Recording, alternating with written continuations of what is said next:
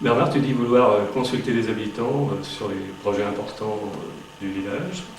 De quelle manière comptes-tu t'y prendre? Oui, consulter les habitants, c'est effectivement quelque chose qui me paraît indispensable.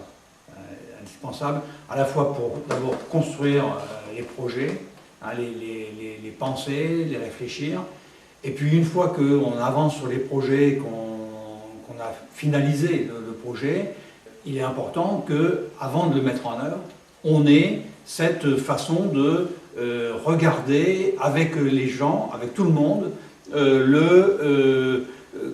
tous les détails du projet, qu'on le présente. Je vais prendre l'exemple, par exemple, de la place du marché. Si on aménage la place du marché, bien évidemment qu'on ne va pas faire un projet en mairie sur l'aménagement de la place du marché et puis y aller comme ça.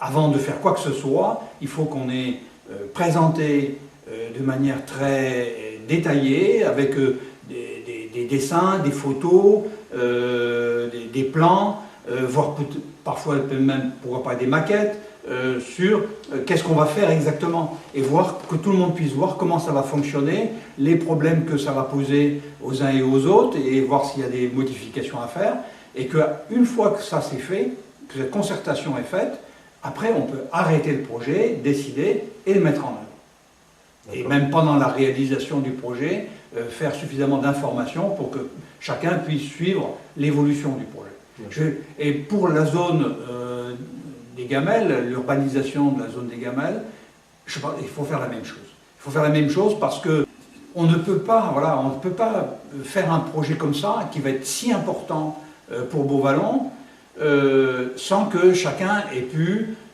être suffisamment informé de ce qui va se faire et puis s'exprimer aussi par rapport à ce qui va se faire et qu'on puisse entendre des remarques, parfois même des idées qu'on n'avait pas eues au départ et qui finalement s'avèrent être des bonnes idées dans un projet. Et qu'à ce moment-là, il faut pouvoir rectifier et mettre ça en œuvre.